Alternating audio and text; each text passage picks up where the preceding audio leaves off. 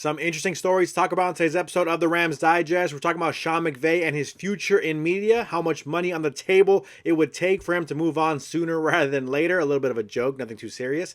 We're also going to talk about Cooper Kupp and the possibility of the Rams keeping Cooper Kupp, hearing from Sean McVay a little bit and what he has to say about that situation. We're going to talk about a mock draft on this Mock Draft Monday, all on today's episode of the Rams Digest. I'm your host, Joshua Giron. Remember, if you guys are not subscribed to the channel, do me a favor, press that subscribe button now, as 68.1% of you guys are watching the videos, but you're still not subscribed to the channel. Do me a favor, press that subscribe button now so you don't miss any daily Rams content here at the Rams Digest. I'm here. It's late night, Monday night. I apologize for getting this video out late. Had to work all day long, a little tired, but we're getting the Mock Draft Monday out today on this beautiful Monday, and we're going to start off by talking about Media McVay. Before we get into anything else, the mock draft, the Cooper Kupp stories, I did want to talk about this story here, and it's not really a major one. It's kind of a lighthearted one a little bit, but just an interesting kind of note. Maybe some fans out there want to take this a little more seriously, as Los Angeles Rams, Sean McVay, still considering big career change. And now, I want to take this story with a little bit of a grain of salt. Don't want to take it too seriously, because the reality is Sean McVay was talking with Pat McAfee,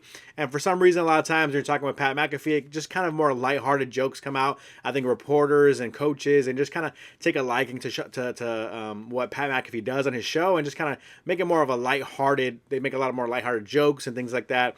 And so I don't think you could ever take anything too seriously from that. But it is kind of interesting to think about, right? Does Sean McVay want to move on sooner rather than later? A couple years ago, we were already thinking about him moving on into media, and here's what Sean McVay had to say about him moving into media. He said, "I love coaching.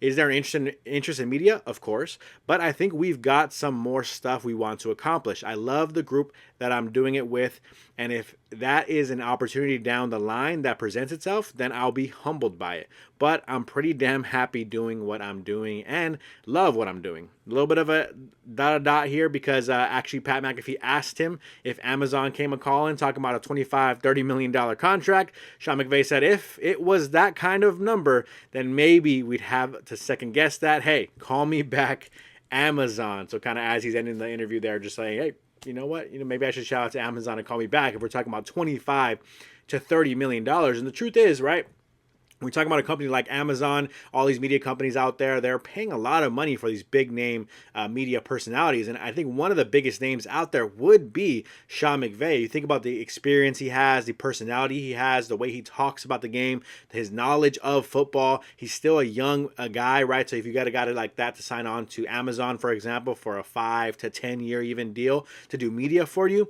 Amazon would love that opportunity to take a guy like that and to just kind of run with him for the next 5 to 10 years, because he is such a knowledgeable person, and again, personable person. I think a lot of times when we do these media guys, right, a lot of guys get hired just because they're former players or coaches and whatnot, and for the most part, most of them do a pretty good job.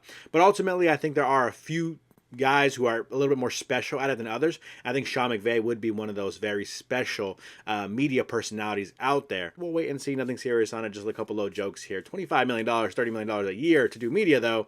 Be hard for Sean McVay to move on off of that offer. Moving on to the next story here, keeping Cooper Kupp. Not really what I expected to be talking about, but we've been discussing this a little bit loosely on the channel the last couple episodes, just thinking about the idea, right? Sean McVay, at this point, he's been saying a couple things in the media, but for the most part, when we're talking about Cooper Kupp, it's been a little bit kind of a closed lid conversation. We haven't really heard many updates, trade rumors, trade destinations, and that usually means there's not much moving in the department. So maybe not that many people are interested on the trade market for Cooper Kupp. And so what does that mean for him? Does that mean the Rams are going to trade him? Does that mean they're going to possibly keep him? Again, it's kind of awkward because Cooper Kupp did himself already come out and say, bye, I'm leaving. They want me to move on from me. So does that mean Cooper Kupp is saying, hey, you either release me or you trade me? Those are the only two options. Either way, I'm not playing in Los Angeles next year. Is that his stance, or was Cooper Kupp just kind of emotional? Thought, okay, this is a goodbye situation. They're going to trade me within the next 1 or 2 weeks. And then since that hasn't happened, is he having a change of heart? Well, let's see what Sean McVay had to say about it, as he did discuss it a little bit. Nothing really too crazy. He said, we just felt like that was the best direction for our football team in terms of putting together the whole puzzle. McVay said, per Adam Grosberg of the Los Angeles Daily News, there's obviously a lot of layers to that. I would never speak in absolutes, but I do think let's gather all the information. We'll take it a day at a time. And so overall, and if you guys read the tweet here from Adam Grosbard, he actually says, McVay said the Rams did not have contract restructure conversations with Cooper Kupp. Asked if the door's closed, he said he'll never speak in absolutes. So interesting there, right? So that is an interesting note that, Adam Grosbard, I don't know if I'm saying his name right, sorry, but an interesting note that he kind of had to tag there is saying, like, there was no conversations with the Rams and Cooper Kupp about possibly restructuring this deal. I mean, if the Rams go ahead and offer him a restructured deal where he's getting paid closer to the $12 to $14 million mark, which I think would be a little bit more of a realistic number for Cooper Kupp on the open market, I still think that's a lot of money, right? Maybe some teams wouldn't even pay him that, but I do think, out of respect for Cooper Kupp and what he's done for the Rams, and he's not that far off from being that great of a player the last couple of seasons. Yes, he's tapered off in terms of production, but overall, right, I think an 800-yard per season receiver, if he can do that and stay consistent with that, is worth something in the NFL. It's a good receiver too, in my opinion, and so, or at least a solid option at number 2 and wide receiver. So I think you can pay him like 12 to 14, 10 to 12 million dollar, maybe 8 to 10 million dollar per year contract on a restructured deal. That would be interesting. I don't know if Cooper Kupp is open to that, but it sounds like the Rams and Cooper Kupp haven't really discussed that yet. But it sounds like there's still a possibility. I'm not going to say I'll give it a high % chance, but there is a possibility. So we'll wait and see on that and see what they ultimately decide. And we'll get into our mock draft Monday, one of my favorite segments here. Now, I do want to take more time to evaluate all these players. I think we're still super early in the drafting process. The mock draft process is still really, really early. But ultimately, this is a quick little mock draft just to give a new idea of some new names maybe the Rams could be interested in. And one that we already actually brought up on the channel last episode, actually. Here is my full breakdown of my mock draft. Don't judge it too hard. PFF already gave me a B, so don't judge it anything harder than a B. I think that's fine. Again, I am not the general manager of the Rams, so please don't shoot the messenger here. I'm just having fun with it. I'm actually honestly just kind of looking at positions of need for the Rams and the positions that they're drafting and kind of checking out a couple players here and there, seeing guys that I like, looking at their combine numbers, looking at some film breakdowns, and kind of just getting an idea and feel for how these guys look and feel and see if it'd be an interesting option for the Rams at this draft point. If I was drafting tomorrow, this isn't the draft I would come up with. It's just a quick little idea to kind of discuss and get some discourse going around some of these athletes. And so one of the options here, we've been talking about this, right? If you're going to trade Cooper Kupp, or even if you don't trade Cooper Kupp, right, you can still use a future receiver 2 next to Puka Nacua or a nice receiver 3, right? Yes, I've seen some comments talking about Jordan Whittington. I've seen some comments talking about guys of that nature, maybe bringing in some of the guys back from last year. I understand that there's still possibilities for that route to be very, very open on the table, right? Jordan Whittington had shown a lot of flashes last season, so maybe he's a guy that's your new receiver 3, maybe your receiver 2. But ultimately, if Cooper Kupp is moved on from, you're looking for still a receiver 2/3. If you want to have Jordan Whittington be that number 2, fine. You're still looking for some new receiver options, and so that's kind of where my focus has switched to in terms of the draft in the first round, early in the draft for the Rams. And Matthew Golden, the guy who just ran a 4.29 in the 40-yard dash of the NFL Draft Combine. A very interesting name here. Again, not the most production when we're talking about his college career. I think he only had roughly 800 yards last season. Overall, again, I can't really sit and break these guys down and freak out about what some of these reports are saying. Just an idea. Speedy, nice receiver option. If he can be your receiver 2, great. I love the idea of Matthew Golden. Here's one that's a little more rocky for some fans, but look, we're talking about the third round, okay? That second pick for the Rams, I know you want to treat it like a second round pick. You want it to be a starting player who can start for you now.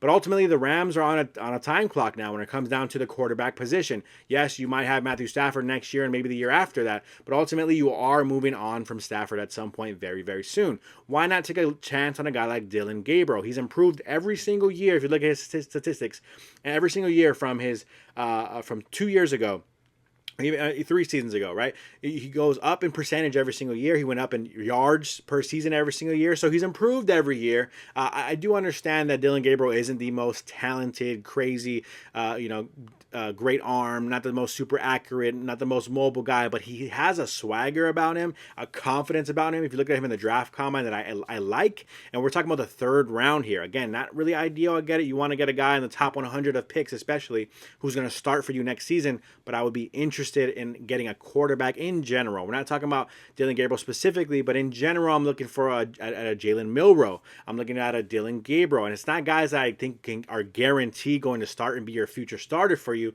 but it's guys you got to take a chance at, right? Look at the Dak Prescotts of the world. Look at the Brock Purdy's of the world, right? Look at the Jalen Hurts of the world. We're talking about guys who are in the 2nd, 7th, 4th round in the draft. So you're not always going to get that future franchise guy only in the 1st round.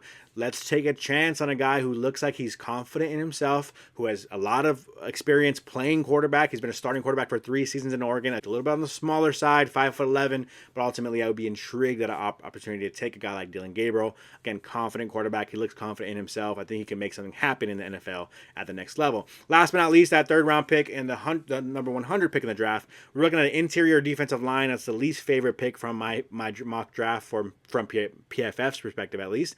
But CJ West, right? We're talking about a defensive lineman who's 315 pounds.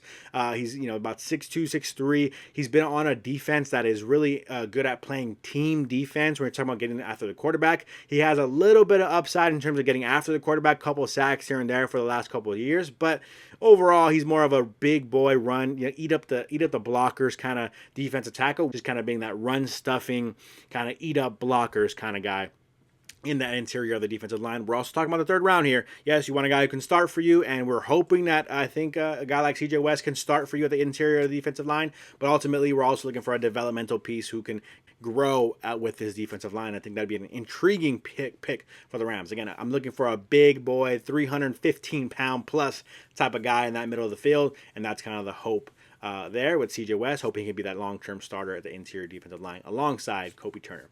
Other than that, that's going to do it for me on the mock draft side of things. We can finish up this episode with trivia of the day. For those who haven't played yet or never played before, this trivia is kind of a fun thing I like to do at the end of every episode where I ask a trivia question. You get an opportunity to guess in the comments. If you get them right, if you get them wrong, sometimes I'll shout you out either way on the next episode. And so for those who missed the last one, I'll show you what it looked like.